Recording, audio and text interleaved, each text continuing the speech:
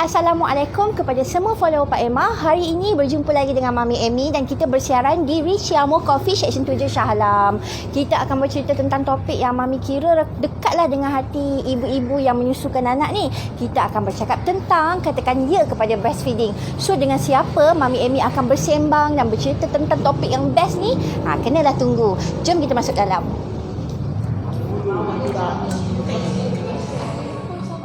Okay, so macam yang Mami Amy cakap tadi, kita akan bercerita tentang topik katakan ya kepada breastfeeding. So hari ni Amy ada tetamu istimewa yang akan bercerita tentang hal ini. Tapi kau nak tahu siapa? Kita tengah tunggu dia lah ni sebenarnya. Tu dia dah sampai. Rasanya ramai yang dah kenal dengan kita punya jemputan hari ni. Hai Kak Di. Ini dia Puan Nurdana Muhammad Rasid, ataupun kita ni selesa panggil dia Kak Di je. Ya, betul. Seorang orang kata ibu yang menyusu. Betul. Dan menjadi sifu kepada ibu-ibu lain. Dan dia seorang ibu menyusu yang garang. Takut dia dengar. Okay. Maju. Baik. Jangan dengar.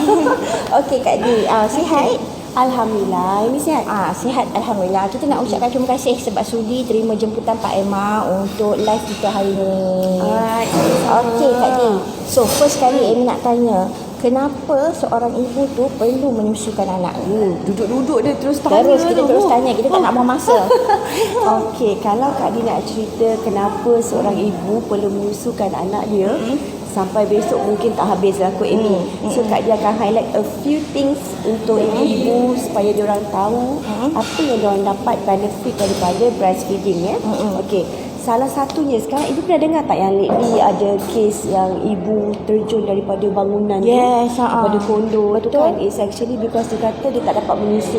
Ya, tekanan tu kan Kak Di kan? Ya, tekanan tu. So benda-benda tu kalau orang Melayu meroyan lah. Betul kita lah. panggil kan. Okey, salah satu yang the biggest yang kita boleh nampak, okey, dia membuatkan ibu-ibu untuk kurang dapat depression ataupun angin meroyan tu. Ataupun orang kata ibu-ibu rasa macam tak tenang ke apa kan. Sebab dalam penyusuan susu ibu dia ada satu hormon tau. Amy, hormon oksitosin dua dan hormon prolaktin. Oksitosin tu yang memainkan peranan untuk jadikan ibu lebih tenang, lebih calm, lebih rasa bonding dengan anak bila menyusukan anak. Tu baru satu Amy. Jadi risiko untuk ibu kena ataupun meroyan ataupun postpartum depression tu kurang lah orang kata. Kita dah sampai. Kita order je tau. Pandai-pandai order untuk Kak Di. Tak apa, terima kasih. Alright, terima kasih. Okey Kak Di, kita sambung. Okey. So benda-benda tu salah satu dah boleh dielakkan lah, dikurangkan. Kita tak minta kan. Okey. Lagi satu, kalau kata daripada kebaikan susu ibu, of course 3 juta ya, 3 juta bukan 3,000 ke 300 ke, 3 juta dalam satu tablespoon tu. Tu susu ibu tu ada anti kills germs kat dalam tu. Wow, banyak. So kalau you menyusukan anak you bayangkan berapa banyak antivirus lah, anti bakteria lah, segala anti tu ada dalam susu ibu. Ya Allah, sebab tu orang kata susu ibu ni the best vaccine lah sebenarnya. Yang paling banyak antibody Amy. Antibakteria, antivirus ni, tapi antibody paling banyak. Sebab tu sebenarnya ibu ni kena berusaha sebaiknya untuk susukan baby kan. Betul Amy. Itu baru sikit tau. Nak sambung lagi ke? Wow, kalau sambung ni kita tak balik ni Kak Di. Banyak lagi. Apa kata cerita sikit lagi. Okey, kalau banding lah. Kalau sekarang kan kita ada banyak susu kat luar sana kan. Okey, kalau kita salah bagi susu, biasanya anak kolik, anak cerit birit, anak berak keras, semua kan. Tapi kalau dengan susu ibu dah tak payah risau dah. Sebab masalah-masalah tu dapat dikurangkan. Lepas tu ibu dah tak payah penat dah nak basuh botol lah. Kadang kan because of salah handling of the botol tu ya, ibu-ibu, anak kita boleh kena cerit birit. Betul. The worst is salmonella, kalau biasa dengar boleh menyebabkan kematian ini. Betul. So bila dah menyusu badan kan, masa kita dalam pantang tu establishkan dulu direct feeding. Why? Sebab kita tak nak create unnecessary stress. Tak payah nak basuh botol, nak pergi sterilize lagi, nak pergi bacau susu whatsoever, tak. Kita ambil anak, kita susukan. At the same time, kita pun tenang sebab hormon oksitosin tadi dah direleaskan keluar. Jadi kita akan rasa lebih tenang, anak akan lebih rasa lebih aman dan dia akan kurang untuk merengek, melalak, risiko dia sakit semua akan kurang. Yes. Itulah Tapi indahnya breastfeeding tu. Tapi kan Kak Di, macam ada setengah ibu lah yang dia berpantang tapi dia akan bekerja lah selepas tempoh berpantang tu. Betul. Macam mana pula Kak Di nak suggest ibu-ibu yang macam ni bila yang dia boleh mula orang kata ajarkan anak dia menyusu melalui botol? Okey, untuk ibu-ibu yang bekerja, very good kalau diorang dapat teruskan breastfeeding sampai 6 bulan. Pernah dengar kan? KKM pun dia advise sampai 6 bulan kalau boleh lah, ya. Ataupun kalau lebih bagus 2 tahun lah, Amy. So untuk kita maintain dan sustain our susu sampai 2 tahun bila kita dah masuk kerja, masa dalam pantang, awal-awal 30 hari tu kita establish dulu direct feeding. Supaya kita tak nak ada risiko anak nipple confused nanti. Alright, faham. Nipple confused nanti dia tak nak direct dengan kita pula. Nanti kes-kes yang tadi kan meroyan lah, penat, cuci botol semua whatsoever, belum lagi oversupply semua lagi tau. Tu belum cerita lagi tu. Betul. Okay. So biar dia orang establish dulu direct feeding. Lepas dah 30 hari dalam pantang dan ke atas, kita dah boleh start pumping. Waktu ni lah mula nak buat stok ni. Ya, masa ni mula buat stok. Sebab apa kita tak bagi pump awal-awal? Satu, kita boleh lead to oversupply. Bila oversupply, nanti ibu dah asyik bengkak. Nak pump. Satu, kalau kata breast pump tu tak sedap, ya, tak kena saiz corong apa semua, dah melecet dah. Dah sakit pula ibu nak menyusu. Betul. Lepas tu Risiko bila kat situ. baby nak direct feed dah tak sedap lah sebab dah sakit. Bukan tak sedap, kita pun tak sedap, sakit. Iyalah, betul-betul. Lepas tu nanti bila dah oversupply, kalau tersalah langkah, nanti kan mulalah mastitis pula, Amy, engorge teruk, Amy, makan tak kena, tidur tak kena, menyusu tak kena, pump pun tak kena. Tu kita nak elakkan dulu. Jadi 30 hari tu kita establish breastfeeding, baru kita pump. Okey Kak Di, soalan yang famous jugalah, especially untuk ibu-ibu yang first timer ni lah kan. Kita nak tanya, macam mana kita nak make sure baby kita tu kenyang? Kan selalu biasanya macam kita susukan baby kita, lepas tu nanti ada orang-orang sekeliling yang kata tak cukup tu, kena tambah tu, kena top up tu. Dia tambah tu, top up tu kan. Macam mana kita sebagai ibu yang nak memperjuangkan susu ibu ni, kita nak menjawab dengan orang-orang ni yang baby kita dah cukup dah sebenarnya susu. Betul, Kak disokong lah apa yang Amy cakap tu. Memang bukan orang kat luar sana, kadang-kadang orang yang terdekat dengan kita yang jaga kita dalam pantang pun dah macam kadang-kadang, yelah orang tua kita pun diorang dulu zaman diorang lain zaman kita sekarang lain. Jadi kadang-kadang kan nak kau tak cukup susu, mak dah cakap dah bagi je formula, bukan nak menangis melalang semua. Jadi sebagai ibu kita pun kadang nak lawan mak pun kita takut, ya. Tapi kita as a ibu and as a bapa lah, ya, ayah kan, kalau boleh ayah pun main peranan sekali, Amy. Jangan mak seorang-seorang je. Dengar tu ya. Ayah pun sama kena tahu ilmu breastfeeding. Alright, kita kena tahu tanda-tanda baby cukup susu. Okey. Salah satu tandanya baby cukup susu, kita kena tengok berapa wet diapers dia pakai sehari. Biasanya dia akan average dalam 6 to 7. Itu kalau cukup menyusu Kalau lah. cukup menyusu, dia akan kencing dan dia akan berak. Tetapi bila kita refer to berak ataupun buang air besar, biasanya baby yang breastfeeding, dia boleh up to 14 days ataupun 10 days tak buang air besar lah. Itu adalah normal lah. Itu normal, as long as sebab dia kencing susu ibu, okey. yes, mudah hadam. Jadi that's why dia punya sisa kumbahan dia tu kurang. Sebab whey dan kalsium dia tu yang memainkan peranan dalam susu ibu. Alright, faham. Okay. So now kita tengok dia punya wet diapers. Okay. Kalau takut macam was-was lah, baby kencing ke tidak, baby kencing ke tidak kan. Bila tengok kadang-kadang kering, padahal baby dah kencing dah tapi lambat tukar diapers. Jadi dah kering balik dah benda tu. Alright. So cari pampers yang ada indikator. Sekarang kan dah modern. Yes, Dia betul. shishi kena air je dah tu tukar colour. Betul, Nak faham. jimat lagi pun boleh, Amy. pakai je lampin kain tu.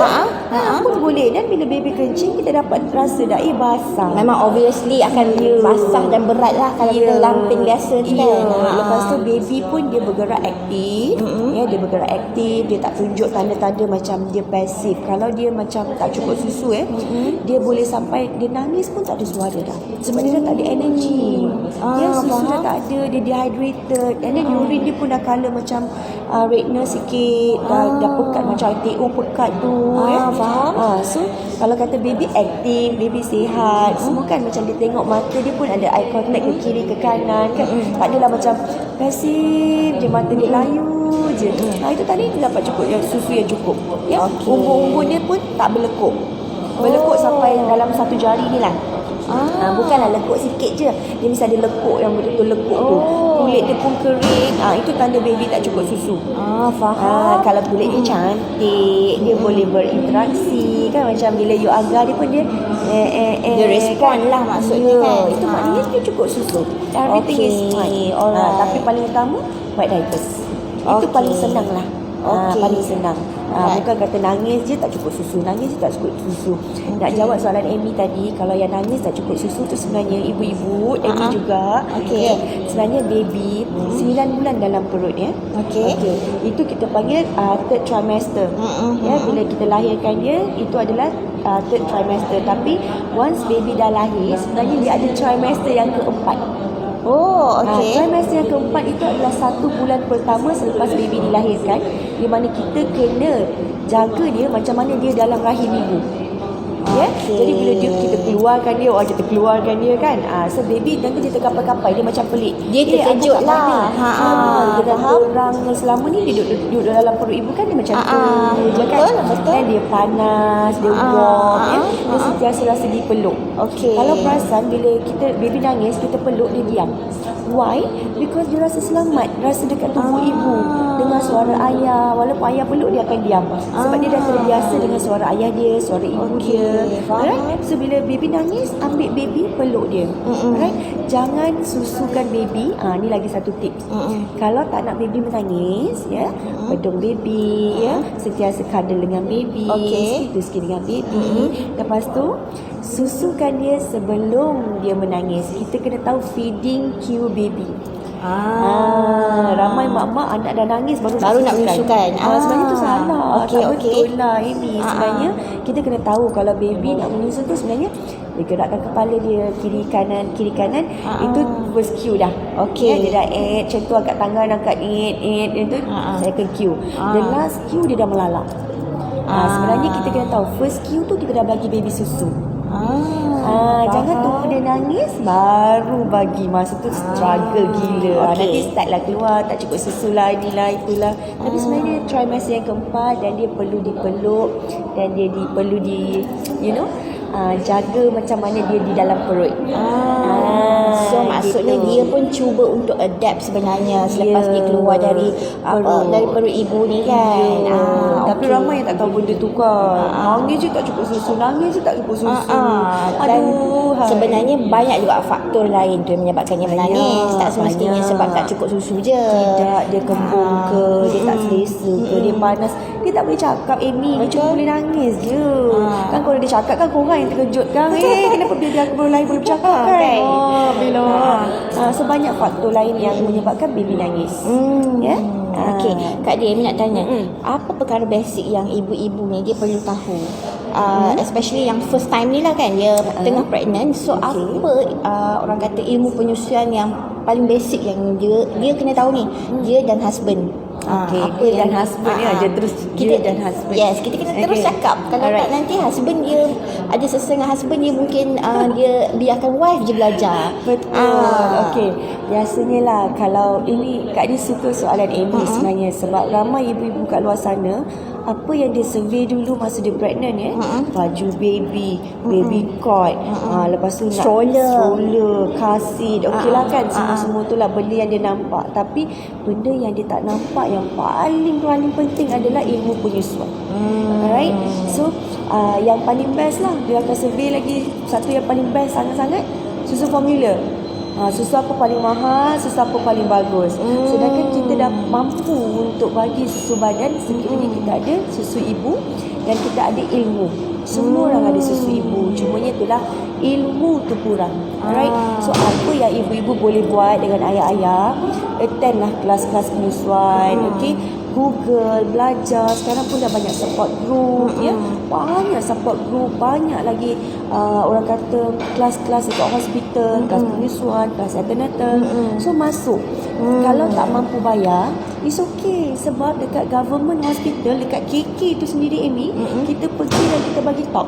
Percuma je Amy. Dengar, at least tahu macam mana feeding tube baby, right? Macam tanda-tanda baby cukup susu, ya. Semua-semua tu kena belajar lah. At least kalau pergi kelas, tipnya bawa suami sekali. Abang-abang, saya tak boleh masuk kelas ni. Dia kata suami wajib hadir. Kena wajib dengan hadir dengan pasangan. pasangan. Itu cara kita nak tackle suami. Nak cara paksa dalam diam, orang kata. Betul, nak paksa. Kalau kita biarkan, awak pergi je lah, saya malas nak pergi, awak pergi je lah, dengar. Tak boleh, dia kena dua-dua, kena ada. Sebab nanti ibu dalam pantang, ibu nak urus diri. Jadi ayah kena bantu untuk urus anak sama-sama. Habis semua letak kat ibu je, lama-lama ibu pun pengcan.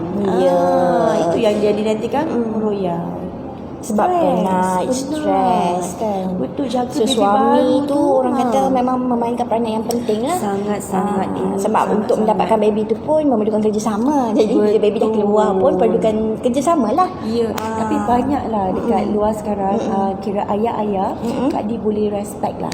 Sebab banyak yang kita jumpa kan, bila kita buat kelas ke, kita buat consultation ke, ayah yang ada certain ayah Beria. yang dia lebih ada ilmu daripada isteri dia. Kita rasa macam wow, ilmu marmet dia tahu. Yelah Kak, saya dah ajar dah dia, tapi dia tak nak dengar cakap saya. Tengok. Isteri tak percayakan suami tentang penyusuan, sedangkan ilmu penyusuan suami pun tip-top. Dahsyat lelaki sekarang ini. Betul. Bukan kali-kali Sebab lah orang kata. rasanya sekarang ni husband pun dah ramai yang yang support penyesuaian susu ibu betul, ni. Betul. Sangat bagus. Tapi diorang tak ada grup je. Kan. Tinggal tak Depan buat ni grup mungkin je. diorang boleh buat grup ayah-ayah penyusu, breastfeeding support group untuk ayah-ayah ke kan. Biar lagi ramai lagi ayah-ayah. Yes, yang boleh kadang-kadang ayah-ayah ni tak tahu kat mana nak cari punca dan betul. kadang-kadang wife lah yang kena lead lah orang kata. Husband ni biasanya dia akan ikut. Tapi kena betul cara tu kan Kak Di. Betul. Okey, cara yang terbaik untuk kita banyakkan susu ibu. Mesti suka juga soalan ni kan. Kalau iklan milk booster kat luar sana tu sana milk booster, sini milk booster, situ milk booster. Tapi kita as a counsellor ya, Kak Ni sendiri dan tim-tim counsellor kami yang ada kat luar sana tu, memang kita agak struggle untuk advise mak-mak ya tentang penggunaan milk booster ataupun cara nak banyakkan susu ibu. Sebab ramai ibu-ibu kat luar sana semua nak susu banyak. Betul. Bagi diorang susu sikit tu tak okey. Sedangkan susu ibu tu telah dicipta ya Amy. Macam tadilah Amy cakap kan, kenapa ibu kena menyusukan. Sebenarnya Kak nak jawab tadi, berkali-kali dah disebut dalam Al-Quran. Sebenarnya tahu surah Al-Baqarah, macam-macam surah dia ada. Ada 5 ke 6 kali macam itulah. Jadi bila balik-balik pada apa yang Amy tanya, macam mana nak banyakkan susu ibu, sebenarnya Allah dah jadikan susu ibu itu cukup untuk anak. That's why kita tak perlukan susu yang banyak-banyak melimpah ruah macam air terjun tu Amy. Tapi kita perlukan susu tu cukup untuk anak kita. Alright. So kalau nak susu yang cukup, kena faham konsep demand versus supply. Apa itu demand versus supply? Lagi banyak kita keluarkan susu, lagi banyak susu yang akan terhasil. Jadi senang je nak faham. Lagi banyak ibu-ibu kerap ataupun lagi kerap ibu-ibu menyusukan baby, tak kisah secara direct feeding ke, kalau baby tak ada dengan kita wajib pump ya Amy. Okay. At least 3 jam sekali. Jangan pula baby tak ada, kita pun honeymoon. Tak boleh lah. Bila baby tak ada dengan kita wajib pump 3 jam sekali. Dan kalau baby ada dengan kita, breastfeeding on demand. So that lagi kerap kita keluarkan susu, lagi banyak susu baru yang akan terhasil. Kalau kata kita jarak jauh untuk menyusu kadang setengah ibu 4 jam, 5 jam kadang 6 jam kat office dah busy. Lepas tu tak sempat nak pump. Yang ni tak okey. Yang ini yang akan menyebabkan susu kita kurang. Why? Bila kita jarak jauh mengepam ataupun kita lambat mengepam ataupun kita tidak breastfeed anak on demand, lagi kurang kita keluarkan susu, lagi senang susu kita kurang. Sebab apa? Sebab nanti protein fill akan ada dalam susu kita, dia akan terhasil. Fill tu apa ni? Feedback inhibitor of lactation. Dia sejenis protein yang akan terhasil bila susu kita dah terkumpul kat dalam breast tu, tak dikeluarkan. Jadi protein tu akan terhasil. Dia ni dah kira macam roadblock untuk susu baru keluar. So susu yang lama kat sini, susu lama kat sini, susu yang baru dekat belakang tu, so roadblock dia dekat sini, fill tu akan terhasil in between the susu baru. Alright, so bila dia dah satu lapisan kat situ dah ada protein tu, susu baru dah tak boleh keluar. Itulah punca ibu kurang Sayanglah, susu. bukannya sebab susu tu tak ada, tapi terhalang nak keluar susu baru tu, ada roadblock pula. So kena jaga konsep demand versus supply. Selain itu yang macam tadilah, jadual pump kena jaga 3 jam sekali, minum air banyak-banyak. Yang paling penting ini, kurangkan stres. Bila ibu stres, kita tak boleh nak keluarkan hormon oxytocin dengan hormon prolaktin. Kita penat, nanti asid laktik akan terhasil dekat belakang, menyebabkan ibu mental block. So kebiasaan susu ibu kan daripada brain. Jadi kita tak nak ibu mental dia ataupun badan dia penuh. Kita kena sentiasa positif, banyak-banyakkan berdoa, minum air, jaga jadual pump, jaga konsep demand versus supply. Itu semua banyak mainkan peranan. Dia banyaklah pengorbanan sebenarnya, tapi hanya yang terbaik lah untuk baby kita kan. Ramai anak susu banyak tapi dia tak tahu konsep asasnya adalah demand versus supply. Maknanya bukanlah apa orang kata kejayaan seseorang ibu yang menyusukan tu bukan diukur melalui kuantiti susu, betul tak? Tetapi kualitinya dan konsistennya ibu tu berusaha untuk orang kata keep on breastfeedkan baby dia. Suka ayat Amy tadi yang kualiti susu tu. Sebab apa tahu, actually bila ibu terlebih banyak susu ataupun oversupply, kalau perasan susu tu cair.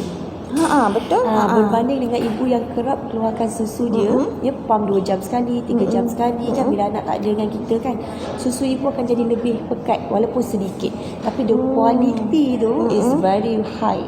Orang kata kalau susu yang cair tadi kan banyak-banyak tapi cair akan effect pada baby sebenarnya. Nanti berat tak naik, baby senang kembung sebab dia terlebih air. Dia ada formil dengan high milk. Yang pekat itu adalah high milk.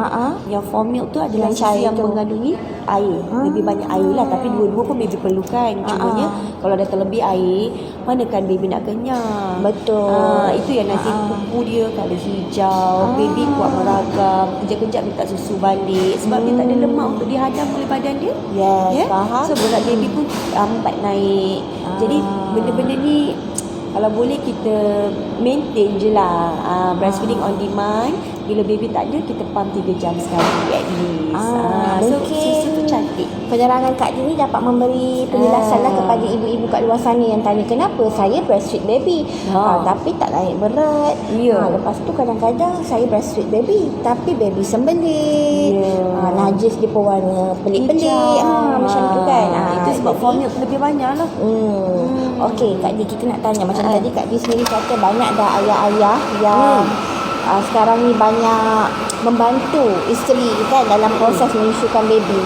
So apa lagi yang Kak Di nak cakapkan pada ayah-ayah yang di luar yang masih belum lagi orang kata nak membantu isteri ni, mungkin tak ada sos kan?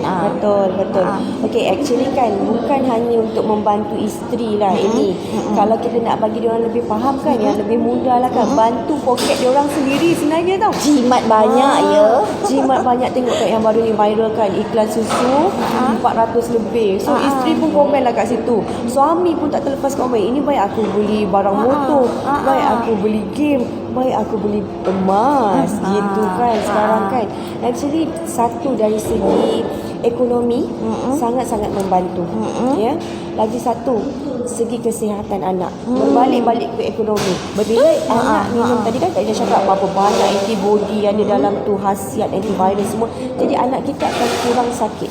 Bila kurang sakit, satu yang bestnya adalah kita kurang keluarkan duit kepada hospital. Betul. Lepas tu kita kurang ambil cuti dekat office. Betul. So tak adalah macam bos kau dia asyik cuti cuti je. Kau ni asyik cuti anak sakit, kau cuti anak sakit. Kan? Jadi risiko-risiko jangkitan, anak sakit, nak ambil cuti sentiasa, asyik pergi hospital ulang-alik, itu kurang lah orang kata. Dia bukan, anak kita bukanlah menyusu badan tu kebal. Tidak, kita akan ada juga. Cuma risikonya kurang dan juga dia cepat baik. Betul, Okay, faham. di samping itu ibu dapat ketenangan yang lain daripada orang lain sebenarnya. Bila ayah bantu, kalau katalah ayah bantu balik, dia basuhkan botol, dah bekerja kan, so ibu balik dah penat. Ayah ambil peralatan, tolong basuh, tolong apa semua kan, ibu pergi dapur, masak, siapkan makanan kan, dan masih ada masa untuk keluarga. Time management tu lebih bagus orang kata dengan bantuan ayah. Yes. Dan sebenarnya stres pun kurang. Stres ibu tu obviously akan kurang. Stres ayah tu, bila wife stres, husband akan stres juga. Jadi bila ada kerjasama yang baik macam ni, stres kedua-dua pihak ni kurang lah. Betul, Amy sokong sangat bab stres tu. Sebab apa kan, kita kerja penat, nak mengempam lagi ke office kan, lepas tu balik nak basuh ni, nak masak, nak tengok anak. Tapi bila ayah boleh bantu, bila ibu tengah sibuk kat dapur, ayah bantu uruskan anak-anak yang kecil tu pula, ya, dia baby kan. So basuhkan bekas-bekas botol-botol tu semua. At least lah sebagai isteri kan, kita rasa lega sikit, tak adalah terbeban kan. Bila ada bantuan macam tu, itu yang ibu-ibu nak sebenarnya. Sebenarnya lah, betul. Support dia ini. Ramai husband kat luar sana ya. Tapi sekarang husband dah macam terror lah sekarang. Dah banyak husband romantik kat luar sana. Okay, tak boleh cerita, bahaya. Alright, okay. So diorang support isteri. Itulah I cakap dengan you, breastfeeding dia macam ni. Okay, you tak payah buat ni, you buat tu. Ayah-ayah dah ada ilmu. Jadi kalau boleh, ayah-ayah pun kena ada ilmu breastfeeding, supaya dia boleh tolong isteri dia bila mana isteri dia ada masalah penyusuan.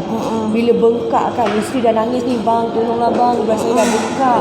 Laki saya nak buat apa, saya tak tahu, saya nak buat apa tak tahu. Cuma kalau dia ada ilmu sikit, tak banyak ni, sikit je.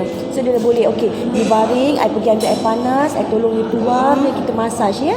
Dah lega dah kat situ at least lah. Yes, sebenarnya wife ni kadang-kadang bila emosi tu terjaga tu sebenarnya lagi ni daripada penat fizikal. Betul tak Kak Di?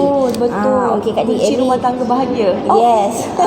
Okey, Amy gitu. nak tanya satu lagi soalan lah. Sebelum kita ke soalan yang terakhir, soalan yang second last. Dah nak last dah. Nak last dah. Kita nak tanya, kalau macam ibu-ibu ni yang nak mencari pam susu kan? Okey. Perlukah dicari waktu sedang pregnant tu? Ataupun kita cool dulu, tak payah cari lagi, kita menyusukan dulu baby macam Kak Di cakapkan tadi. Sebulan pertama tu kita susukan secara direct feed dan baru ingat dia ya. Bagus dapat student macam ni. dan baru cari pam susu atau macam mana Kak Di? Alright. Sebab kadang-kadang kan macam mak-mak yang pregnant ni, dia orang excited nak cari breast pump dulu. Kan tu antara benda yang dia orang akan cari, tapi ilmu tu tak cari lagi. Itulah. So macam mana Kak Di? Tapi tak apa Amy. Sebab apa? Bila dia orang dah cari breast pump tu, at least serba sikit lah ya. Serba sikit tengok Kak Di backup mami, okey?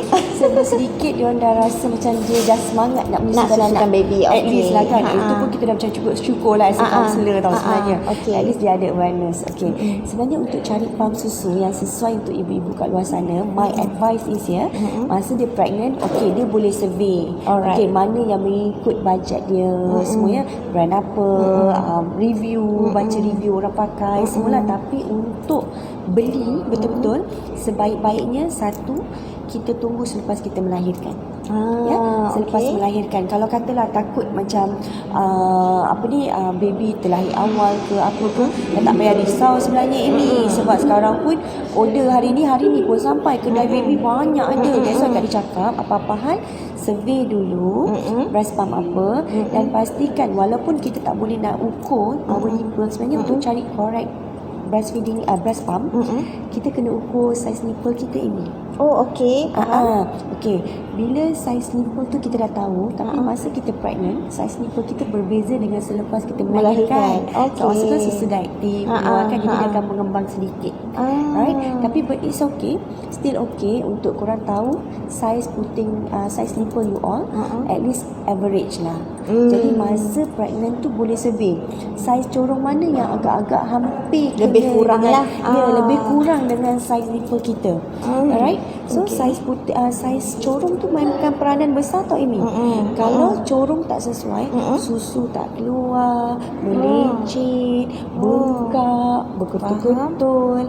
Jadi diorang up tu diorang kalau boleh beli selepas melahirkan.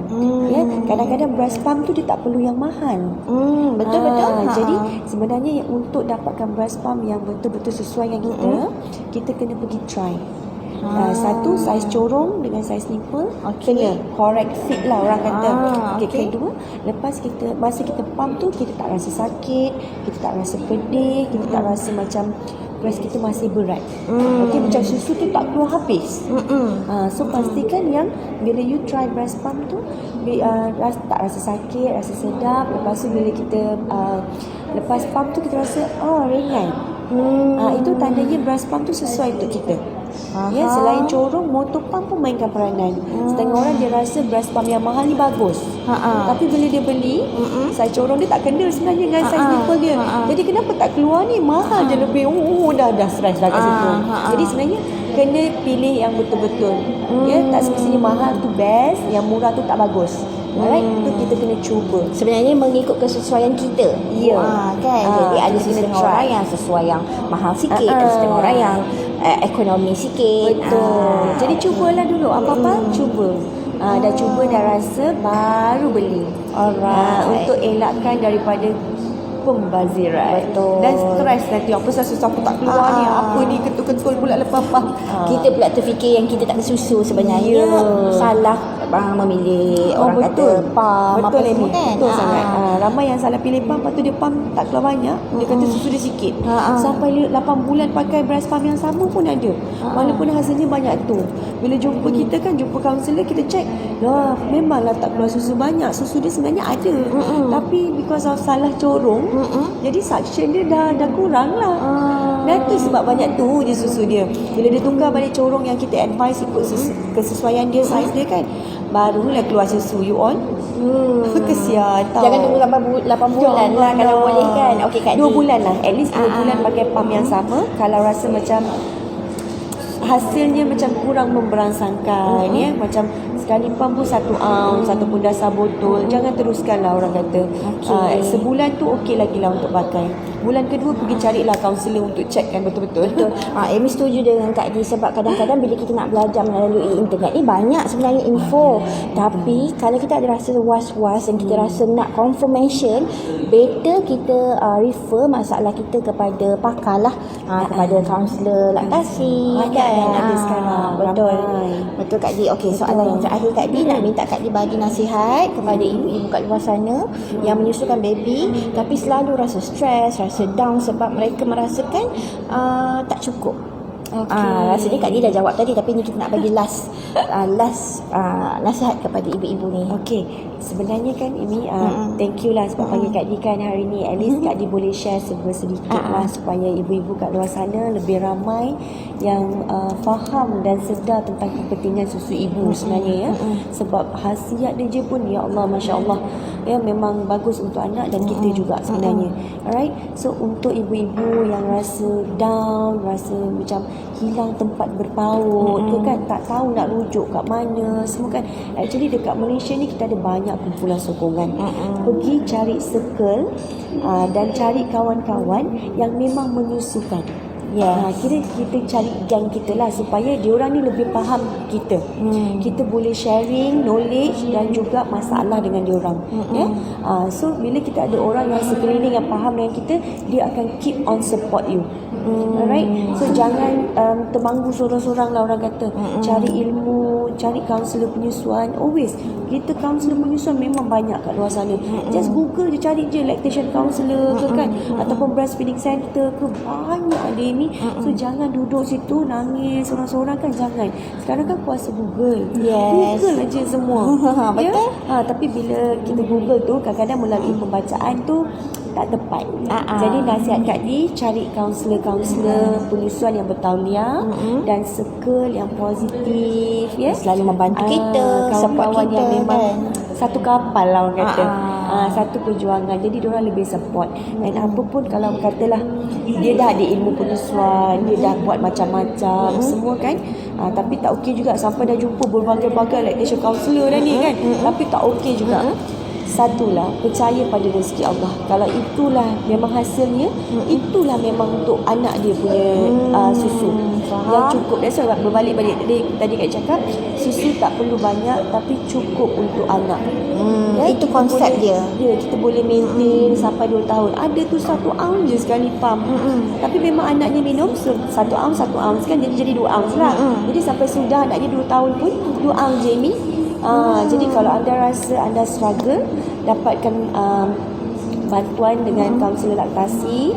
Lepas tu yang terakhir tu memang doalah pada Allah supaya dimurahkan rezeki. Minta mak kita, ya, mak kita, suami kita, tengok berbalik-balik pada suami juga lagi. Doakan kita dimudahkan, dimurahkan rezeki susu cukup untuk anak. Ya, ini banyakkan sedekah, insya-Allah. Memang betul. Itulah, tapi mindset tu penting. Jangan stres, jangan sedih. Usaha selagi mampu sampai ke titisan yang terakhir tu Amy. Jangan give up dulu. InsyaAllah ramai yang akan bantu ibu-ibu kat luar sana. Kami ada. Yes. Jadi kita harapkan bila Kak Di dah terangkan pada kita, dah explain dekat kita kenapa pentingnya menyusu, dan dah bagi semangat juga kepada ibu-ibu yang menyusu di luar sana, anda tidak keseorangan. Macam Kak Di kata, join je mana-mana group support ni, sebab kadang-kadang kita rasa masalah kita ni berat tau. Tapi bila kita dah join circle yang macam tu, rupanya ada ibu-ibu lain yang masalahnya lebih besar daripada kita. Betul. Apa pun orang katakan, penyusuan susu ibu tu bukan sesuatu yang mudah macam orang fikir selak dan bagi tak. Kita perlukan ilmu. Tapi kalau dah sampai ke saat yang terakhir, titisan yang terakhir tadi pun kita tak mampu, ya, dah buat macam-macam, dah jumpa kaunselor semua, redha je. Tak apa, sampai situ saja, it's okay. Jangan sesekali rasa down, rasa setengah ibu rasa macam diri dia macam aku tak mampu bagi anak aku menyusu dengan susu badan. Tak apa, rezeki anak yang kedua, ketiga, keempat, ramai lagi anak yang mungkin kita akan dapat rezeki lain. Ya, yang penting kita dah usaha sehabis baik. Apa pun susu yang kita bagi pada anak kita, tetap kita nakkan yang terbaik untuk anak. It's okay. Tak Yang apa. penting don't put the stress on yourself. Yes. Bila you dah usaha, blame yourself. bila dah usaha tu, kalau macam Kak Di cakap tadi, setakat tu dan setakat tu saja. So Kak Di, terima kasih banyak hari ni sudi bersama dengan Pak Emma. Kita orang suka sangat dengan Kak Di ni. Bila kita bersembang dengan dia ni memang tak akan pernah berhenti. Okey, Banyak nak cakap lagi sebenarnya kan. Mungkin di sesi yang lain kan. InsyaAllah. Okey. So kepada semua follower Pak Emma, ibu-ibu yang menyusu terutamanya, kita harapkan dengan perkongsian dari Kak Di, penjelasan dari Kak Di tadi dapat membantu anda semua.